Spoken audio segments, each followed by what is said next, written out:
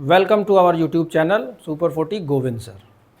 Today we'll study geometry and in geometry we'll study lines and angles on a plane. Okay? पिछले साल बच्चों इस chapter से 10 marks के क्वेश्चन पूछे गए थे और इस बार हमारी कोशिश ये रहेगी कि इस चैप्टर से आने वाले जितने भी क्वेश्चंस हैं उन सबको हम सही अटेम्प्ट करें और इस चैप्टर से एक भी मार्क्स नुकसान या माइनस हमारा ना हो, छूटने ना पाए इससे। ठीक, तो आइए शुरू करते हैं लाइन्स एंड एंगल्स।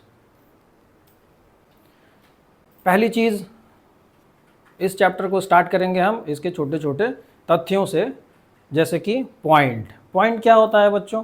पॉइंट की डेफिनेशन जैसा आप देख सकते हैं, आपको यहाँ पे बोर्ड पे दिखाई दे रहा है। A point is a mark of a position. किसी भी पोजीशन को मार्क करने के लिए जिस चीज़ का हम इस्तेमाल करते हैं उसको पॉइंट बोला जाता है।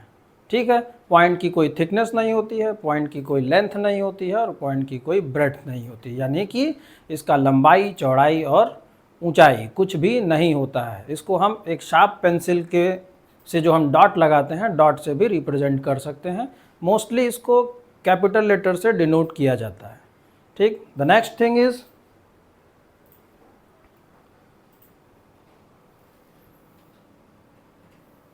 Line segment. लाइन सेगमेंट क्या होता है बच्चों? लाइन सेगमेंट क्या होता है? दो पॉइंट्स को जोड़ने वाली जो सीधी रेखा होती है उसको हम लाइन सेगमेंट कहते हैं। दूसरे शब्दों में हम कहें, a straight path which joins two points is known as line segment. जैसे एक पॉइंट है, सपोज कर लेते हैं हम, ये पॉइंट ए है, ये पॉइंट बी है। इन दोनों पॉइंट्स को जोड़ने वाली जो जोड़ने वाला रास्ता होगा उसको हम लाइन सेगमेंट कहेंगे। कुछ विशेषताएं, कुछ स्पेशलिटीज़ लाइन सेगमेंट्स की क्या होती हैं? A line segment has A B. एक अगर लाइन सेगमेंट ए बी है तो उसकी क्या विशेषताएं होंगे? इसके दो एंड पॉइंट्स होंगे। ठीक, दो एंड पॉइंट्स होंगे, जैसे कि हमने यहाँ पे लिया हुआ है ए और बी। जरूरी नहीं है कि ये ए और बी ही हो, वो क्वेश्चन के अनुसार डिपेंड करता है। वो पी एंड क्यू भी हो सकता है, एक्स एंड वाई भी हो सकता है। ठीक, दूसरी इसकी स्पेशलिटी क्या होती है? इसकी एक फिक्स्ड लेंथ होती है। डेफिनेट लेंथ का मतलब क्या होता है बच्चों? फिक्स्ड लेंथ होती है। ठीक, और ये क्या होती है? शॉर्टेस्ट डिस्टेंस होती है किसी भी दो पॉइंट के बीच में। सबसे छोटी जो डिस्टेंस हो, सबसे छोटा जो रास्ता हो, उसी को हम लाइन कहते हैं। जैसे अगर दो पॉइंट है हमारे पास, ये पॉइंट ए है या पी मान लेते हैं, इसको हम पॉइंट क्यू मान लेते हैं। अब देखो, यहाँ से अगर हमको पी से क्यू तक जाना है तो या तो हम एक सीधी लाइन से जाएंगे या हम टेढ़ी मेढ़ी लाइन से जाएंगे। तो बेटा बच्चों, अगर हम इन दो रास्ते हैं हमारे पास, तो दोनों रास्तों में से सबसे छोटा रास्ता जो होगा वो क्या होगा? ये नीचे वाला। यानी कि अगर ये रास्ता सेकंड है, ये फर्स्ट रास्ता है, तो सबसे छोटा रास्ता कौन सा है बच्चों? ये नीचे वाला, यानी कि पहला वाला जो रास्ता है वो सबसे छोटा है और यही हमारा क्या हो जाएगा? Line segment. तो दूसरे शब्दों में हम लाइन सेगमेंट को क्या कह सकते हैं? The shortest distance between two given point. Clear? Next, इसकी कोई थिकनेस या ब्रेड्थ नहीं होती है। ठीक है बच्चों, आई होप यहाँ तक आप लोगों को समझ में आया होगा। चलेंगे हम नेक्स्ट टॉपिक पे। नेक्स्ट टॉपिक हमारा है लाइन। अभी तक हम लोगों ने पढ़ा लाइन सेगमेंट, अब हम जानेंगे उसी का बड़ा भाई लाइन। तो लाइन सेगमेंट की कुछ लिमिटेशन थी, जैसे कि लाइन सेगमेंट की क्या लिमिटेशन थी? उसका लेंथ जो होगा वो फिक्स होगा। अब ये उसका चूंकि बड़ा भाई है तो इसकी कोई लिमिटेशन नहीं होंगी। जब इसकी कोई लिमिटेशन नहीं होगी मतलब ये एंडलेस, दोनों साइड इसको हम इंक्रीज कर सकते हैं। जैसे इसमें कहा है पहली चीज़ कि एक पॉइंट है ए, दूसरा पॉइंट है बी, और इन दोनों पॉइंट्स को अगर हम ज्वाइन कर देते हैं तो ये हमारा लाइन सेगमेंट हो जाएगा। लेकिन अब इन दोनों पॉइंट्स को हम ज्वाइन तो कर दिए, अब हम एंडलेसली बढ़ाते चले जा रहे हैं, इनफाइनाइटली। दोनों साइड, इस साइड भी हम बढ़ाते चले जा रहे हैं इनफाइनाइट, इस साइड भी इनफाइनाइटली बढ़ाते चले जा रहे हैं, तो इसको हम क्या बोलेंगे? लाइन। ठीक है, अब लाइन की कुछ खासियत क्या होती है? इसके कोई भी एंड पॉइंट्स नहीं होते हैं। क्या नहीं होते हैं बच्चों? इसके कोई भी एंड पॉइंट्स नहीं होते हैं। क्या नहीं होते हैं? And points. दूसरी चीज़, जब एंड पॉइंट नहीं है तो जाहिर सी बात है कि ये भी यहाँ से लेकर के यहाँ तक भी हमारा ये क्या हो जाएगा? लाइन हो सकता है। यहाँ से यहाँ तक भी लाइन हो सकता है। मतलब क्या है? इसकी कोई फिक्स्ड डिस्टेंस नहीं है। तो देखिए दूसरा पॉइंट क्या लिखा हुआ है? It has no definite length. इसकी कोई भी डेफिनेट लंबाई नहीं होती है। ठीक, थर्ड पॉइंट क्या है? इसकी भी, जैसे कि हम लाइन में देख रहे थे, इसमें भी हम जानेंगे, इसकी भी कोई ब्रेड्थ नहीं होती है। या चौड़ाई नहीं होती है। ठीक, द नेक्स्ट पॉइंट हमारा क्या है, रे।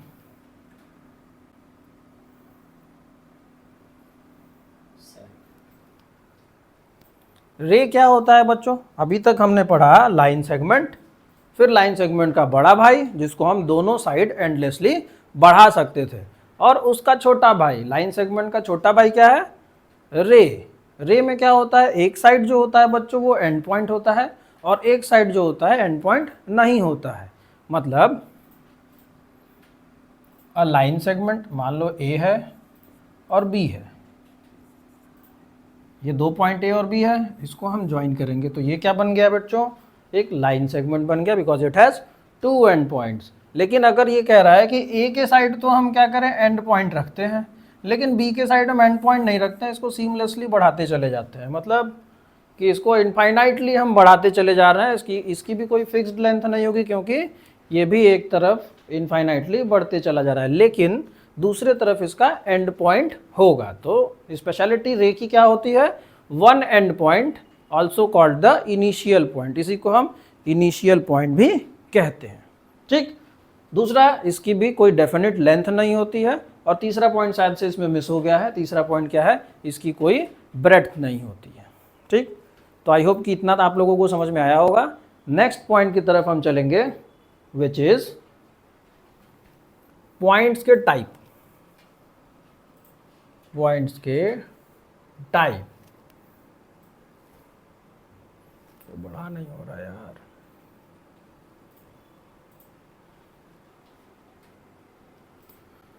पॉइंट्स के टाइप, कितने टाइप के पॉइंट्स होते हैं, तो पहला टाइप जो होता है उसको हम बोलते हैं कोलिनियर पॉइंट। नाम से क्लियर है बच्चों, कोलिनियर मतलब को मतलब साथ में, और लीनियर मतलब सेम, एक लाइन। तो ऐसे पॉइंट्स जो सेम लाइन पे आने वाले होते हैं उनको हम कोलिनियर पॉइंट्स बोलते हैं। थ्री और मोर पॉइंट्स, व्हेन थ्री और more points lie on the same line, जैसे एक लाइन है, जैसे एक लाइन है, लेट्स से लाइन एल। अब लाइन एल पे हमारे पास तीन या तीन से अधिक पॉइंट है, point A, point B, point C. ये ए, बी और सी तीनों एक ही पॉइंट, एक ही लाइन पे हैं, इस वजह से ए, बी, सी जो तीनों पॉइंट है वो क्या है, कोलिनियर है। अगर इन तीनों में से कोई भी एक पॉइंट ऊपर नीचे हो जाता, जैसे कि अगर मान लो हम एक और लाइन नीचे ड्रॉ कर लेते हैं, इस पे भी पॉइंट्स दे देते हैं हम, ए दे दिए, बी ऊपर चला गया, सी वापस आ गया। अब देखो बच्चों, क्या ए बी सी हमारा कोलिनियर होगा, नहीं होगा, नहीं होगा ना। क्यों नहीं होगा, क्योंकि हमने अभी आपको बताया ऐसे पॉइंट्स जो सेम लाइन पे आए उनको हम बोलते हैं कोलिनियर। क्या यहाँ पे ए बी और सी सेम लाइन पे आ रहे हैं, नहीं ना, तो ए बी सी हमारे क्या होंगे, कोलिनियर नहीं होंगे। सेकंड केस में, सेकंड केस में ए बी सी कोलिनियर नहीं होंगे, और फर्स्ट केस में ए बी सी कोलिनियर होंगे। क्लियर, चलो, तो अगर कोई तीन पॉइंट है या तीन से अधिक पॉइंट है और वो कोलिनियर है, तो हम कैसे पता कर सकते हैं कि कोई भी पॉइंट दिया हुआ है वो कोलिनियर है या नहीं है। तो उसके लिए एक छोटी सी ट्रिक है। ट्रिक क्या है बच्चों, मान लेते हैं हम ए और सी और बीच में हमारा है बी, ये तीनों पॉइंट हमारे क्या हैं, कोलिनियर है। ये तीनों पॉइंट हमारे कोलिनियर हैं। अब ये कोलिनियर है तो बच्चों देखो, ये ए से बी तक की जो दूरी है, अगर उसको हम जोड़ देते हैं बी से सी तक की जो दूरी है, तो क्या हमको ए से सी तक की दूरी मिल जाएगी कि नहीं मिल जाएगी। अगर ऐसा हो रहा है तो हम कहेंगे कि लाइन हमारा कोलिनियर है, और अगर ऐसा नहीं हो रहा है तो लाइन हमारा कोलिनियर नहीं है। क्लियर, चलो नेक्स्ट टॉपिक पे चलते हैं। लाइन की कुछ important properties, important properties of line. क्या है लाइन की खासियत, पहली पॉइंट है, a line contains infinitely many points. मतलब एक लाइन जो होती है वो बहुत से छोटे छोटे पॉइंट से मिल करके बनी होती है। देखना जरा ध्यान से, अगर एक पॉइंट यहाँ बना है, इससे सटा हुआ जस्ट दूसरा पॉइंट बनाते हैं, इससे सटा हुआ तीसरा पॉइंट बनाएंगे, इससे सटा हुआ चौथा पॉइंट, पांचवा पॉइंट, छठा पॉइंट, सातवां पॉइंट, ऐसे करके जब हम आगे बढ़ेंगे तो हमारा क्या बनेगा, एक लाइन बनेगा। इसलिए हम क्या कह सकते हैं, एक लाइन जो होता है वो इनफाइनाइट नंबर ऑफ पॉइंट से मिल करके बना होता है। ठीक। सेकंड स्पेशलिटी क्या है किसी पॉइंट की, infinitely many lines can be drawn through a single given point. मतलब अगर कोई एक पॉइंट आपको दे दिया गया ए और आपसे पूछा गया कि इस ए से कितने पॉइंट्स आप पास करा सकते हो या कितने लाइन ऐसे हैं जो इस ए से आप ड्रॉ कर सकते हो, खींच सकते हो। तो देखो बच्चों, ये एक लाइन, ये क्या हो गया,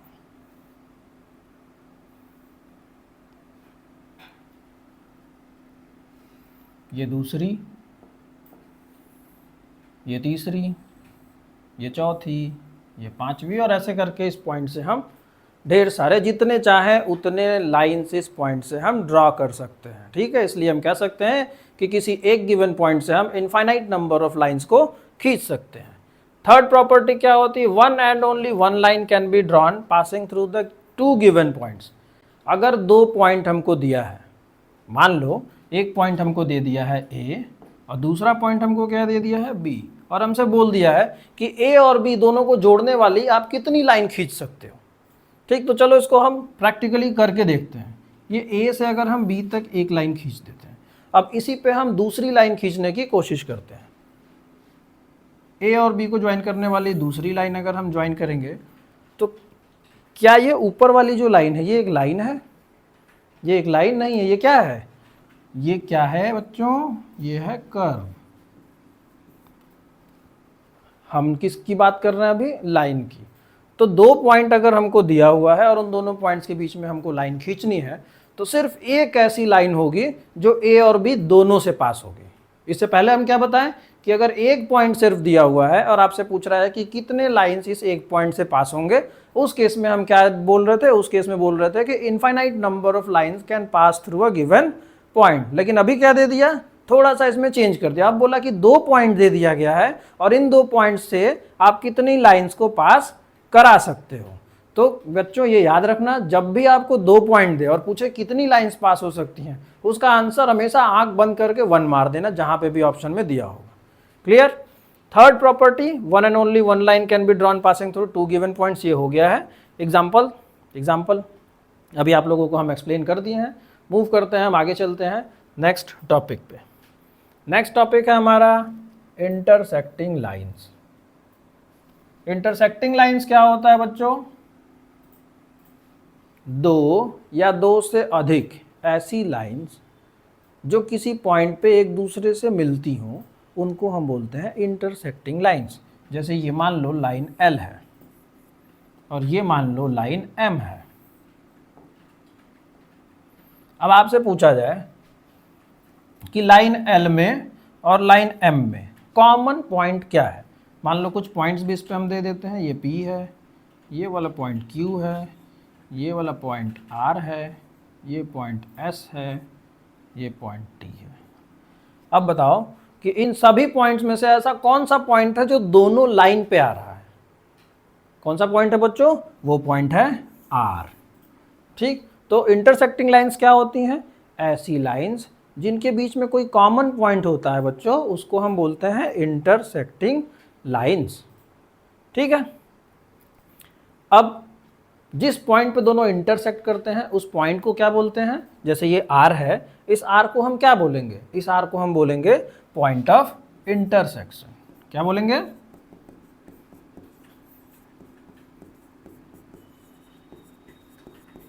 पॉइंट ऑफ इंटरसेक्शन। ठीक, तो बच्चों अभी हम लोगों ने क्या सीखा कि जब भी कभी दो लाइंस एक दूसरे को किसी एक पॉइंट पे इंटरसेक्ट करती हैं तो जिस पॉइंट पे इंटरसेक्ट करेंगे उसको हम बोलेंगे point of intersection. Let's move to the next topic,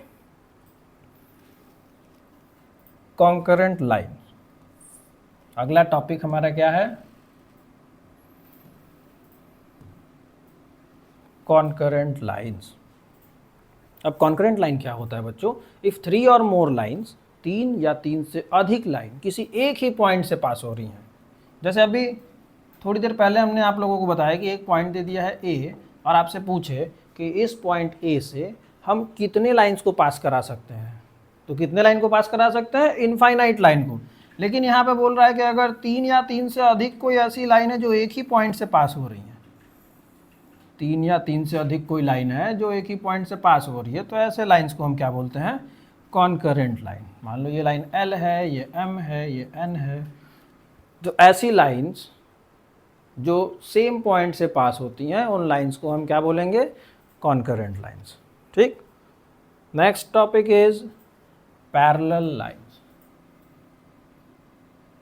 parallel lines बहुत इंपॉर्टेंट है, इसको समझ लीजिएगा। कब लाइन पैरेलल कहलाएगी और कब पैरेलल नहीं कहलाएगी, इससे क्वेश्चंस भी पिछली बार पूछा था। तो अभी हम जानेंगे पैरेलल लाइंस होती क्या है।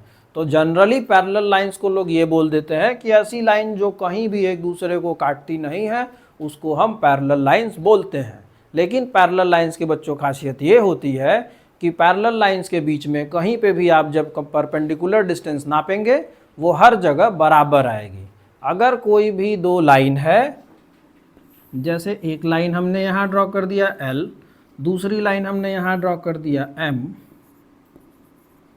अब इनके बीच में हम क्या करेंगे? परपेंडिकुलर ड्रॉ कर लेंगे, ढेर सारे।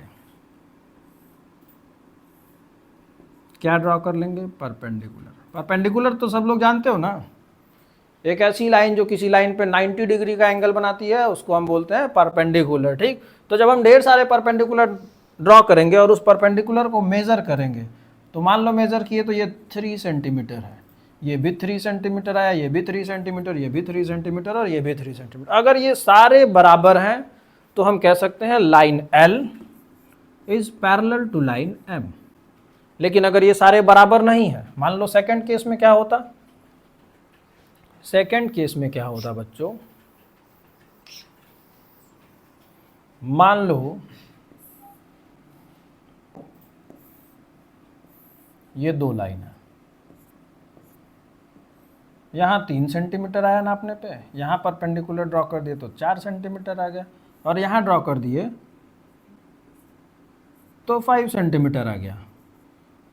तो बेटा ये देखो क्या है लाइन, ये जैसे जैसे हम इस लाइन को इधर बढ़ाएंगे वो लाइन क्या होती जाएगी? और दूर होती जाएगी, और जैसे जैसे इसको इधर बढ़ाएंगे वो लाइन नज़दीक होती जाएगी। और एक पॉइंट ऐसा आएगा जब वो ये दोनों लाइन एक दूसरे को इंटरसेक्ट कर जाएंगी। तो बच्चों पैरेलल लाइन की खासियत क्या होती है? पहला तो ये कहीं पे भी किसी भी पॉइंट पे, हम चाहे इसको जितना बढ़ा लें, ये किसी भी पॉइंट पे एक दूसरे को काटेंगी नहीं। और दूसरी खासियत इसकी क्या होती है कि इन दोनों के बीच में जो परपेंडिकुलर डिस्टेंस होता है वो हर जगह पे क्या होता है? बराबर होता है। ठीक। तो ऐसी लाइंस जिनके बीच की जो परपेंडिकुलर डिस्टेंस है वो हर जगह बराबर हो या इक्वल हो, ऐसी लाइंस को हम बोलते हैं पैरेलल लाइंस। ठीक। Let's move to the next topic which is transversal. Transversal क्या होता है? एक ऐसी लाइन जो दो या दो से अधिक लाइंस को इंटरसेक्ट करे। मान लो ये दो लाइन है, एक लाइन, दो लाइन, 3 बना देते हैं। ये L है, ये M है और ये N है। जरूरी नहीं बच्चों कि वो पैरेलल हो, वो पैरेलल हो भी सकती है और नहीं भी हो सकती है। ठीक।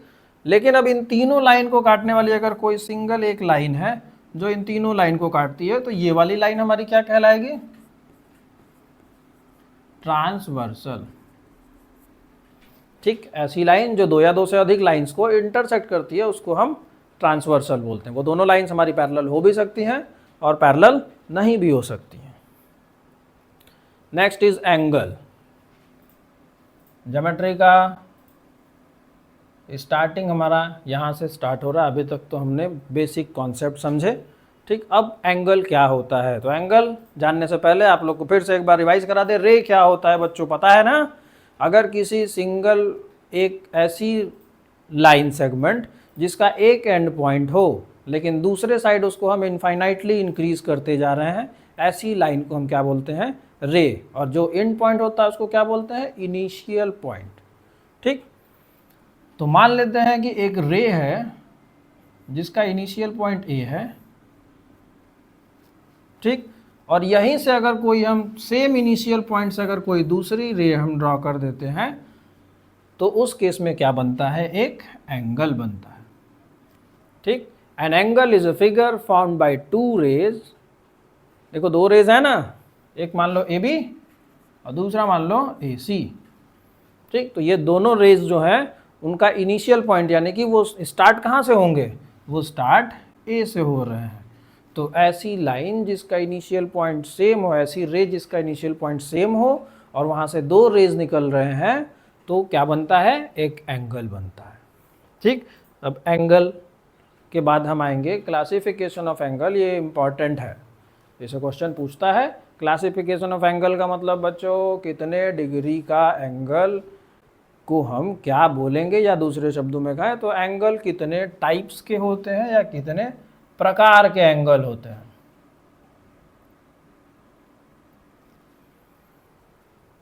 क्लासिफिकेशन ऑफ एंगल को हम मेजरमेंट के हिसाब से पहले तो क्लासिफाई करते हैं, एंगल्स को हम मेजरमेंट के हिसाब से विभाजित करते हैं। ठीक, तो सबसे पहला एंगल हमारा क्या होता है बच्चों, जीरो एंगल। नाम से ही क्लियर है, ऐसा एंगल जो 0 डिग्री, जिनके बीच में जो गैप है वो 0 डिग्री का होता है, उसको हम बोलते हैं एंगल। ठीक, जैसा कि हमने अभी आप लोगों को बताया कि एक अगर कोई इमर्जेंट पॉइंट है, मतलब एक ही पॉइंट है और यहाँ से दो रेज निकल रहे हैं, ठीक, तो इसको हम एंगल बोलते हैं। एंगल को मेज़र किया जाता है डिग्री में। अब जीरो एंगल कैसा होगा जरा ध्यान से देखना। ये मान लो कोई हमारा एक पॉइंट है ए, ये हमारा एक पॉइंट है ए, और यहाँ से एक रे निकली और यहीं से हमारी क्या निकली, दूसरी रे निकली। तो इन दोनों के बीच में बेटा गैप कितने का है, 0 डिग्री का, और इसीलिए ये हमारा एंगल क्या कहलाता है, जीरो एंगल। दूसरे शब्दों में हम क्या कहें, ऐसे एंगल्स जो 0 डिग्री के होता है उसको हम जीरो एंगल कहते हैं। Next, acute angle. Acute angle क्या होता है, ऐसे एंगल जो 0 डिग्री से लेकर के 90 डिग्री के बीच में हो, 0 डिग्री से अधिक और 90 डिग्री से कम, ऐसे एंगल को हम क्या बोलेंगे बच्चों, एक्यूट एंगल। ऐसे एंगल को क्या बोलेंगे, acute angle. Next is right angle. Acute angle दिखने में कुछ इस तरीके का होगा, ठीक। Next is right angle. Right angle क्या होता है, जब भी कभी कोई एंगल बने जो 90 डिग्री का हो उसको हम राइट एंगल बोलेंगे, ठीक। जैसे ऐसे समझो, एंगल की शुरुआत हम कैसे करते हैं, मान लो ये एक रे है, ये दूसरी रे है। अभी देखो दोनों के बीच में गैप 0 है, तो ये स्टार्टिंग में हमारा क्या हो गया, जीरो एंगल। अब हम इसको बढ़ाना शुरू कर रहे हैं, 0.1, 0.2, 0.3, 0.4, 0.5, 10 degree, 30 degree, 40 degree, 50 degree, 60 degree. जब ये ऐसे होगा तो ये क्या हो जाएगा, हमारा एक 90 डिग्री का एंगल बनाएगा, और जैसे ही 90 डिग्री का एंगल बनेगा ये क्या हो जाएगा, हमारा राइट एंगल। अब देखो बच्चों, ये राइट एंगल से फिर ऐसे बढ़ना शुरू होगा, यानी कि 91 डिग्री, 92 डिग्री, 100, 110। जब ये फिर वापस ऐसे सीधा हो जाएगा तो क्या बनाएगा, एक स्ट्रेट एंगल बनाएगा, जिसकी मेजरमेंट कितनी होती है, सॉरी, एक ऑब्ट्यूज एंगल बनेगा जिसका मेजरमेंट कितना होता है बेटा, 90 से अधिक और 180 से कम, ठीक है।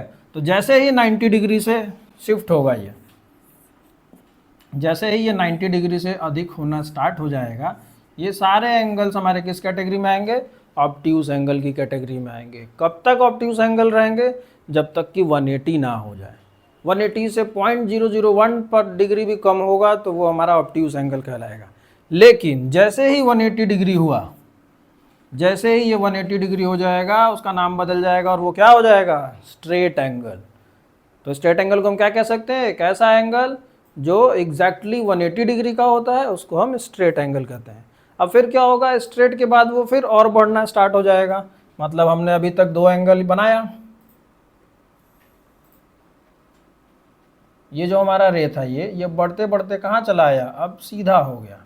तो ये कौन सा एंगल बनाया था, स्ट्रेट एंगल। लेकिन अगले में क्या होगा, ये अब और बढ़ना स्टार्ट होगा, और ये कब तक बढ़ता रहेगा, ये तब तक बढ़ता रहेगा जब तक ये घूम के वापस 360 पे ना आ जाए।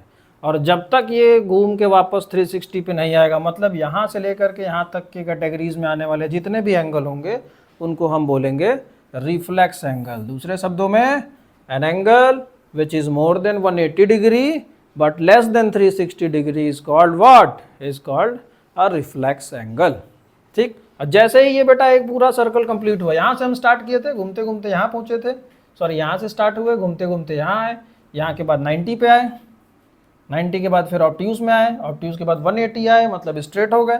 फिर 180 से बढ़ते बढ़ते कहाँ आ गए हम, 360 तक आए, तो 180 से 360 के बीच में क्या थे हम, उस एंगल का क्या नाम दिया था हम लोगों ने, रिफ्लेक्स एंगल। जैसे ही ये एक पूरा कंप्लीट सर्कल कंप्लीट करेगा वो 360 डिग्री मूव कर जाएगा, और 360 डिग्री मूव करने की वजह से उसको हम क्या बोलेंगे, एक कंप्लीट एंगल। और कंप्लीट एंगल का मेजरमेंट 360 डिग्री। दूसरे शब्दों में ऐसा एंगल जिसका मेजरमेंट 360 डिग्री हो उसको हम कंप्लीट एंगल बोलते हैं।